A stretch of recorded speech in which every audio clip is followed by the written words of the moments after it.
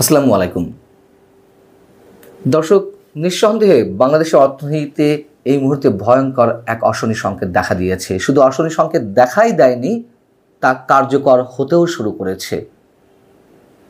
মার্কিনী অতিরিক্ত শুল্ক আরোপের কারণে বাংলাদেশের অর্থনীতিতে যে বিপর্যয় দেখা দিতে যাচ্ছে তা মোকাবেলা করার জন্য সরকার যদিও এর মধ্যে কিছু পদক্ষেপ গ্রহণ করেছে, বেশ কিছু গুরুত্বপূর্ণ বৈঠক অনুষ্ঠিত হয়েছে প্রধান উপদেষ্টার নেতৃত্বে, কিন্তু সেগুলোতে প্রচণ্ড সমন্বয়হীনতা আমরা দেখতে পাচ্ছি এবং সরকারের উপদেষ্টাদের মধ্যে পরস্পর বিরোধী বক্তব্য আমরা লক্ষ্য করছি। আমি সে বিষয়ে পরে আসছি, তার আগে একটু জানিয়ে রাখি, এরই মধ্যে বেশ কিছু গণমাধ্যম রিপোর্ট করেছে যে অনেক প্রতিষ্ঠানের ক্রয়াদেশ এরই মধ্যে স্থগিত হওয়া শুরু করেছে। যেমন ঢাকার সাভারের অ্যাসেন্সার ফুটওয়্যার অ্যান্ড লেদার প্রোডাক্টস নামের একটি প্রতিষ্ঠান, যাদের এই সপ্তাহে $3 লাখ পণ্য রপ্তানি করার কথা ছিল এবং সেই লক্ষ্যে জাহাজে তাদের পণ্য লোড করার কথা ছিল। হঠাৎ করে রোববার সকালে সংশ্লিষ্ট মার্কিন ক্রেতা প্রতিষ্ঠান থেকে মেসেজ আসে যে এই মুহূর্তে এই পণ্যগুলো জাহাজে তোলার দরকার নেই। খুব স্বাভাবিক, মার্কিন অতিরিক্ত শুল্ক আরোপের কারণে যে দাম বিক্রেতা প্রতিষ্ঠান বা বাংলাদেশি প্রতিষ্ঠানগুলো নির্ধারণ করবে, সেই অতিরিক্ত দামে তো তারা পণ্য নেবে না, খুবই স্বাভাবিক।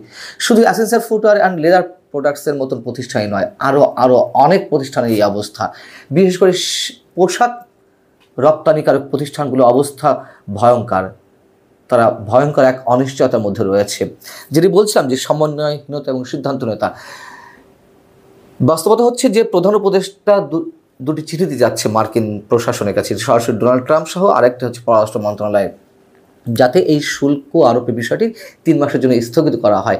কিন্তু এটি যে সিদ্ধান্ত নেওয়া হয়েছে তা এত দেরিতে কেন, যদি সেই প্রশ্ন তুলি, কারণ আমরা দেখছি যে এই যে রিসিপ্রোকাল ট্যারিফ, অর্থাৎ যে রাষ্ট্রে মার্কিন পণ্যের উপরে যে পরিমাণ শুল্ক নির্ধারণ করা হয়েছে, সংশ্লিষ্ট রাষ্ট্রের পণ্যের উপরে যুক্তরাষ্ট্র আমদানির ক্ষেত্রে তার অর্ধেক পরিমাণ শুল্ক আরোপ করেছে।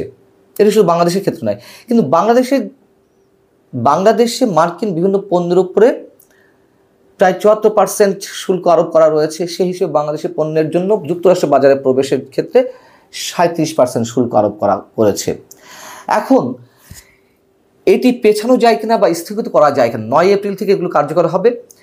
যুক্তরাষ্ট্রের চার্জ দ্য অ্যাফেয়ার্স বাংলাদেশে নিযুক্ত ট্রাসি জ্যাকবসন, তার সঙ্গে আমাদের বাণিজ্য উপদেষ্টা সহ আরও বেশ কিছু সরকারি কর্মকর্তা এবং ব্যবসায়ী প্রতিনিধিদের বৈঠক হয়েছে। আমাদের বাণিজ্য উপদেষ্টা কি বললেন, তিনি সেই মিটিং থেকে বেরিয়ে রোববার বললেন যে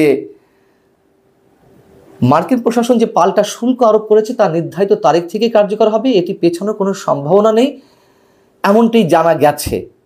আচ্ছা, তারপরে প্রধান উপদেষ্টা এই দায়িত্ব নিলেন।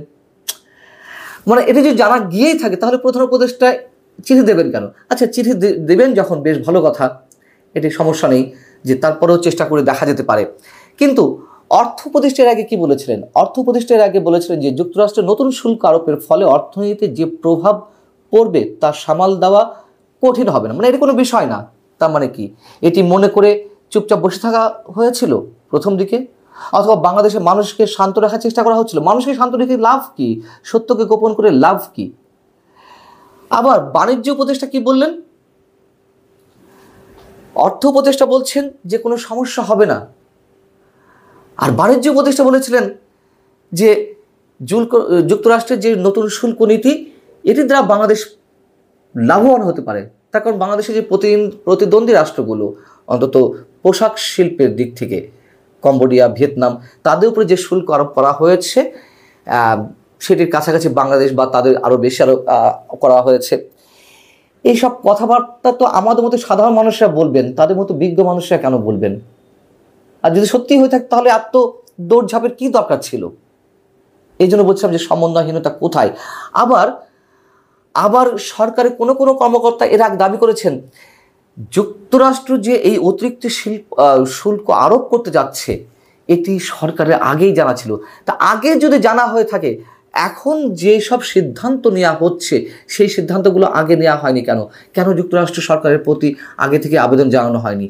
কেন যেই সিদ্ধান্তগুলো নেওয়া হয়েছে, যেমন বাংলাদেশের পক্ষ থেকে বা এনবিআরের পক্ষ থেকে কিছু পণ্যের কাঁচামাল চিহ্নিত করা হয়েছে যেগুলো যুক্তরাষ্ট্র থেকে আসে, যুক্তরাষ্ট্র থেকে আমদানি করা হয়, আমদানি হওয়া ওই কাঁচামালগুলোকে সবার আগে চিহ্নিত করা হচ্ছে, যা দিয়ে পণ্য উৎপাদন করে আবার সেই পণ্য যুক্তরাষ্ট্রে রপ্তানি করা যায়। পাশাপাশি আরেকটি সিদ্ধান্ত হচ্ছে বাংলাদেশে যুক্তরাষ্ট্রের যে পণ্যগুলো আমদানি হয় এর সাথে আরও কিছু বাড়তি পণ্য আমদানি করা হবে, যা অন্যান্য রাষ্ট্র থেকে আমদানি করা হয় সেখান থেকে কমিয়ে যুক্তরাষ্ট্র থেকে আমদানি করা হবে, যাতে বাণিজ্য ঘাটতি কমানো যায়। আর কি সিদ্ধান্ত নেওয়া হয়েছে, যুক্তরাষ্ট্র থেকে গ্যাস টারবাইন, সেমিকন্ডাক্টর ও চিকিৎসা সামগ্রী আমদানিতে 50% শুল্ক ছাড়ের প্রস্তাব দেওয়ার বিষয়টি চিন্তাভাবনা করছে। তো এই সিদ্ধান্তগুলো কেন আগে নেওয়া হয়নি? কেন 11th আওয়ার কি 12th আওয়ারে এসে এই সিদ্ধান্তগুলো নেওয়া হচ্ছে, যদি সরকারের জানাই থাকে যুক্তরাষ্ট্র এই ধরনের একটি পদক্ষেপে যেতে পারে?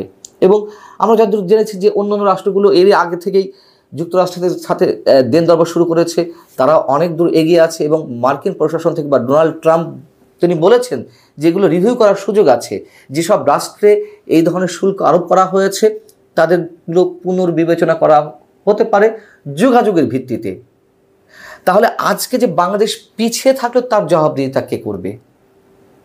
আমরা বলছি যে প্রধান উপদেষ্টা যে দায়িত্ব, যেই উদ্যোগ নিয়েছেন এটি একেবারে খারাপ নয়, কিন্তু এই যে চিঠি দেয়া হচ্ছে, এই চিঠি পৌঁছাবে, যুক্তরাষ্ট্র ভাববে, এর মধ্য থেকে যেই অশনি সংকেতগুলো কার্যকর হওয়া শুরু করেছে, যেগুলো এর মধ্যে আমাদের সামনে ভয়ঙ্কর ইঙ্গিত হিসেবে উপস্থাপন হচ্ছে, ক্রয়াদেশ বন্ধ হয়ে যাচ্ছে, স্থগিত করা হচ্ছে, এগুলো তো হতো না। এর দায়ভার তাহলে কে নেবে? এবং আমরা দেখেছি শুধু এক্ষেত্রে নয়, বিভিন্ন ক্ষেত্রে সরকারের উপদেষ্টাদের মধ্যে পরস্পর বিরোধী বক্তব্যের প্রতিফলন, বা তারা একজন যা বলতে চাইছেন অন্যজন তা বলতে চাইছেন না, বা অন্য কিছু মনে করেন। এই যে সমন্বয়হীনতা, এই যে সিদ্ধান্তহীনতা, কী কারণে?